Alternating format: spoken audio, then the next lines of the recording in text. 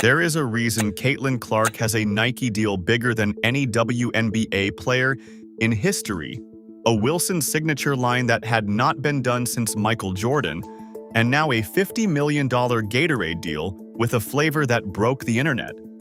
None of that happened by accident. There is an equally clear reason why Angel Reese's shoes are in the bargain bin. Reebok has gone completely silent on marketing them, and major sponsors are reportedly having second thoughts. Trust me, Reese's reaction to all of this is exactly what you would expect, and it's hilarious. Are you Team Caitlin or Team Reese? Let me know in the comments below. Gatorade has been in the athlete partnership business for decades.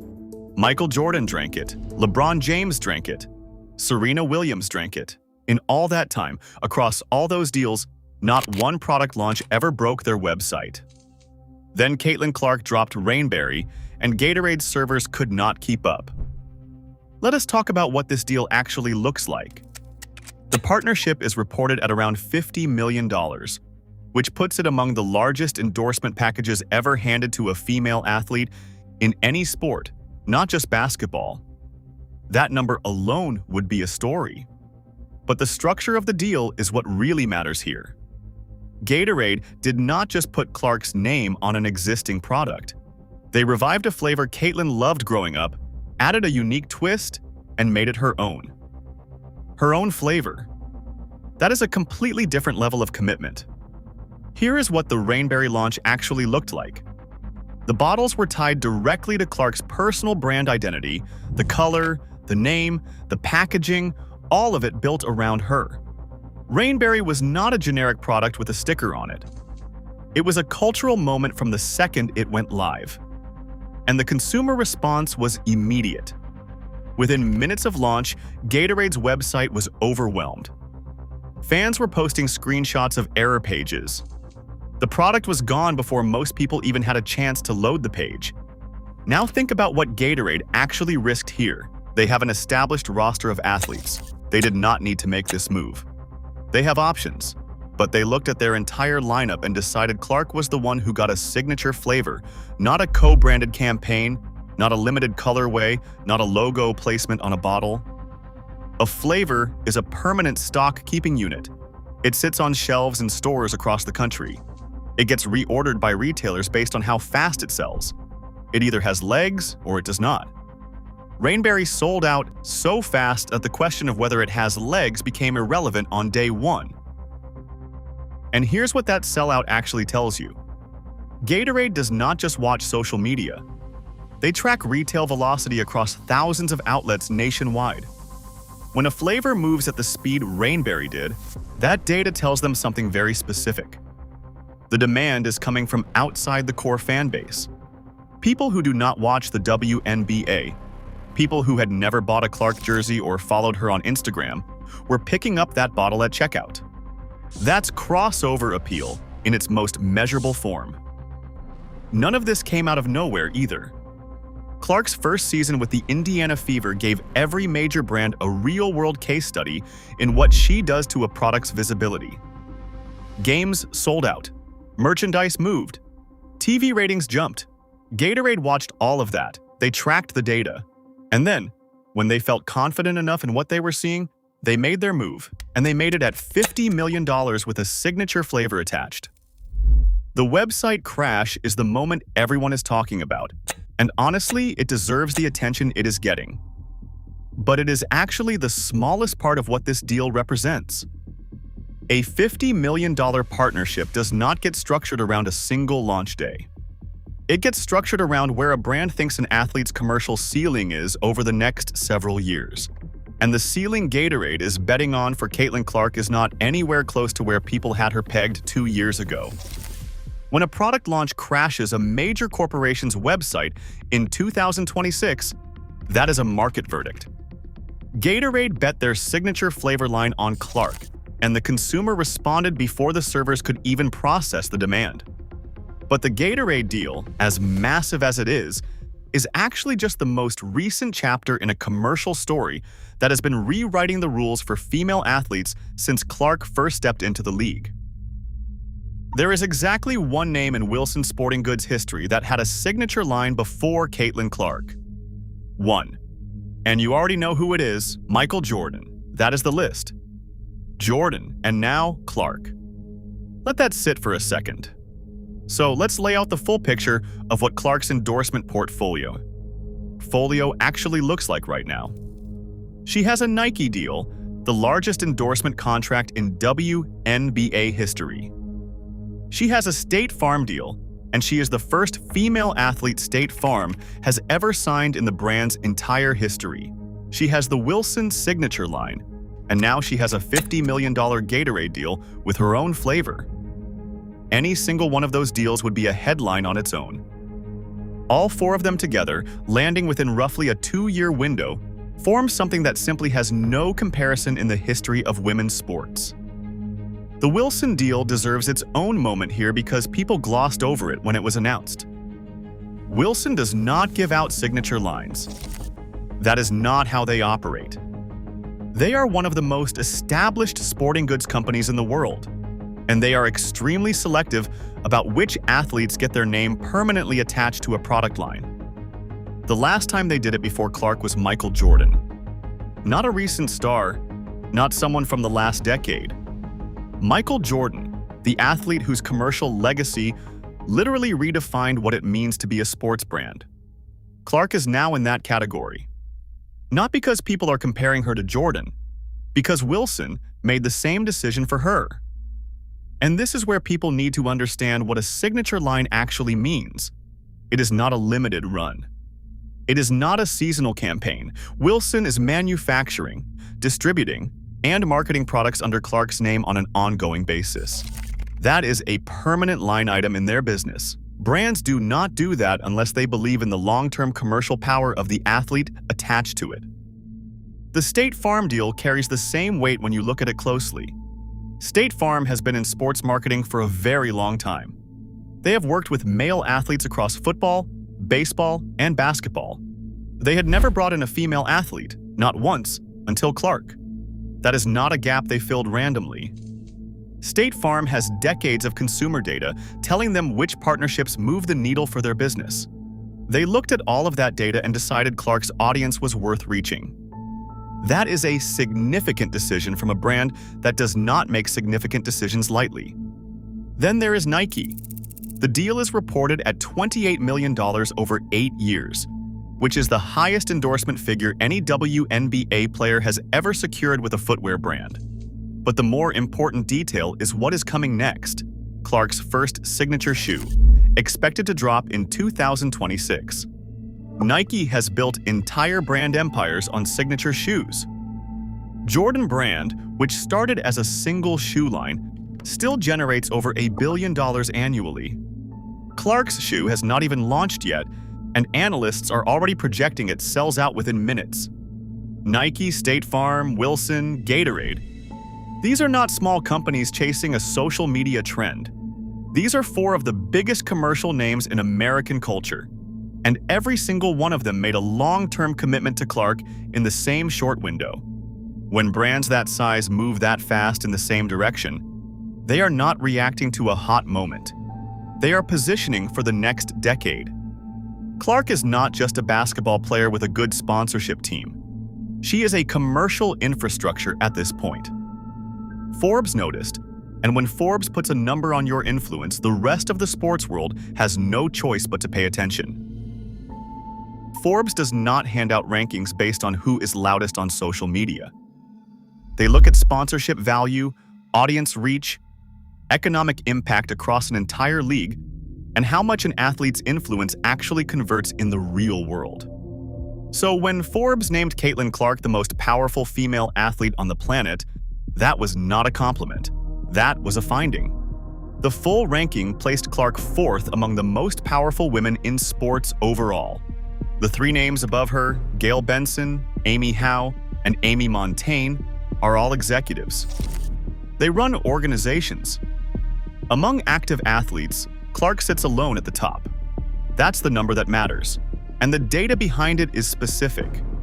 Her off-court earnings in her rookie season alone were $11.1 million. No first-year WNBA player had ever posted a number like that. Not even close.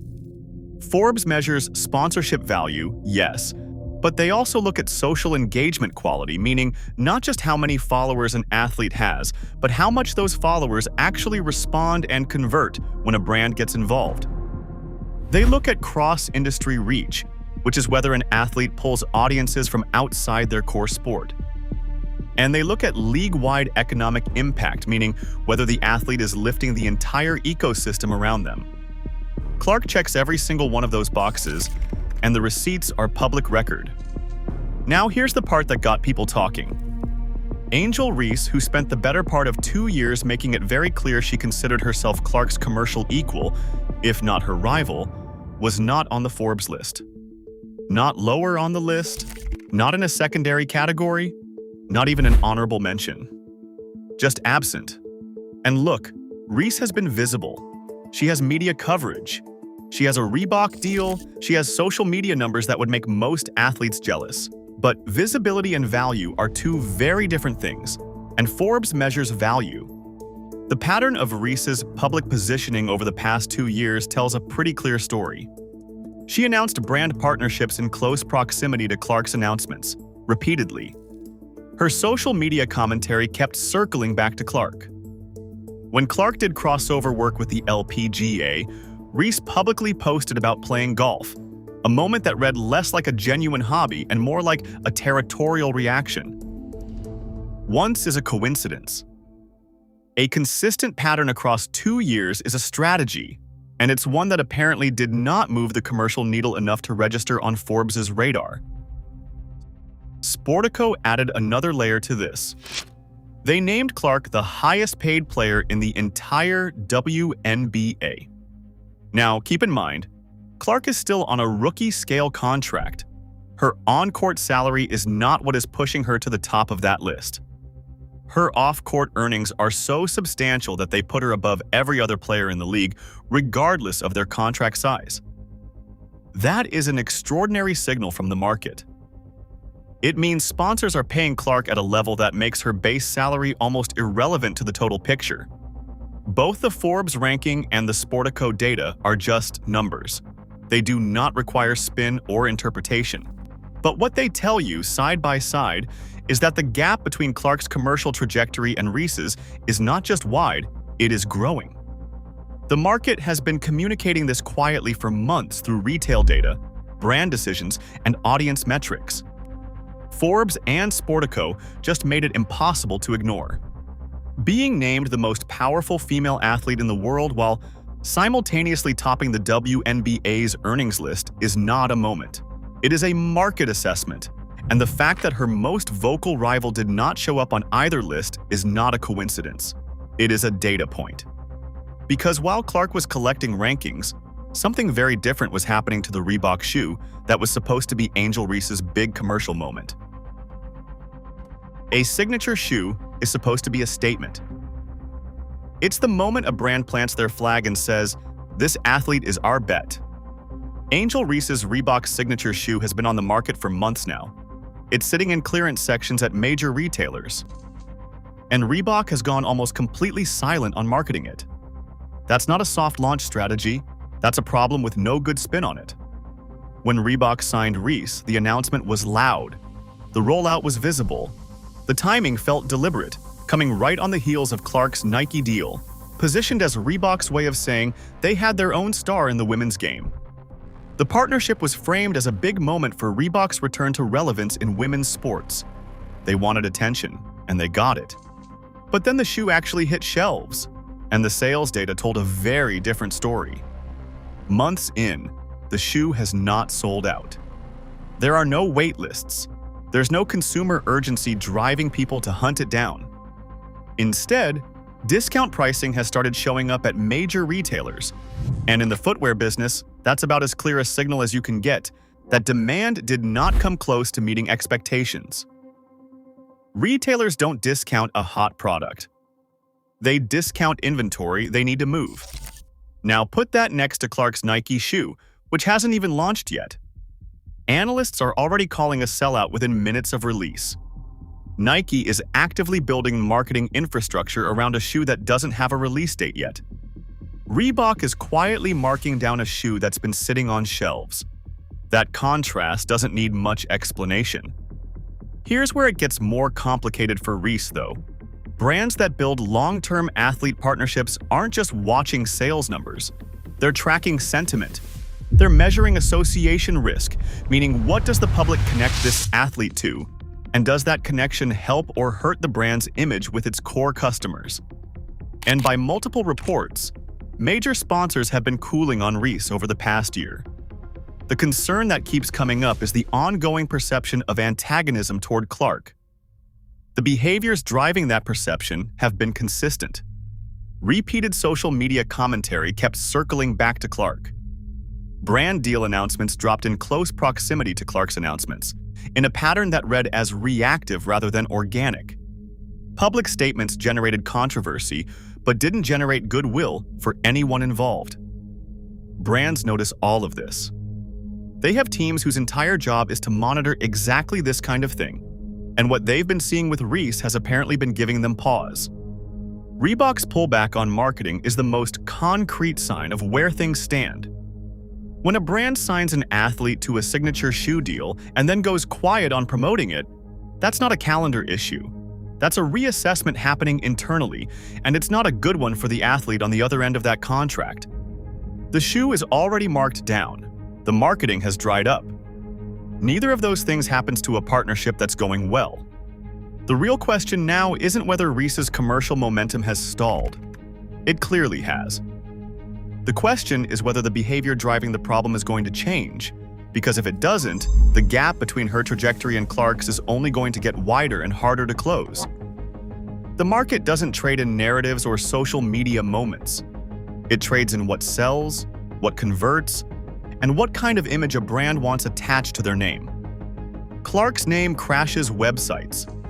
Her shoe hasn't dropped and it's already generating hype that Reese's never did. And Reese's reaction to all of this, the Gatorade deal, the Forbes ranking, the Nike buildup, the Sportico numbers, has been exactly what you'd expect from someone watching another athlete build an empire while their own commercial moment quietly slips away. What's happening with Clark right now is not really about any single deal. It's about what compounds when you combine real on-court talent, genuine crossover appeal, and consistent professionalism over time. One analyst put it simply, if we can't sell Caitlin, we can't sell anybody. The Fever head into 2026 with the most commercially powerful player in women's sports, a Nike shoe launch that's going to hit like Rainberry did, and a roster with Lexi Hull, Aaliyah Boston, Kelsey Mitchell, and Sophie Cunningham that is absolutely built to compete. The brands voted, Forbes voted, Sportico voted. The fans crashed a website. Are you Team Caitlin or Team Reese? Let me know in the comments below. Like, subscribe, and turn on all notifications so you never miss out. Click the video on the screen, and we will see you in the next one.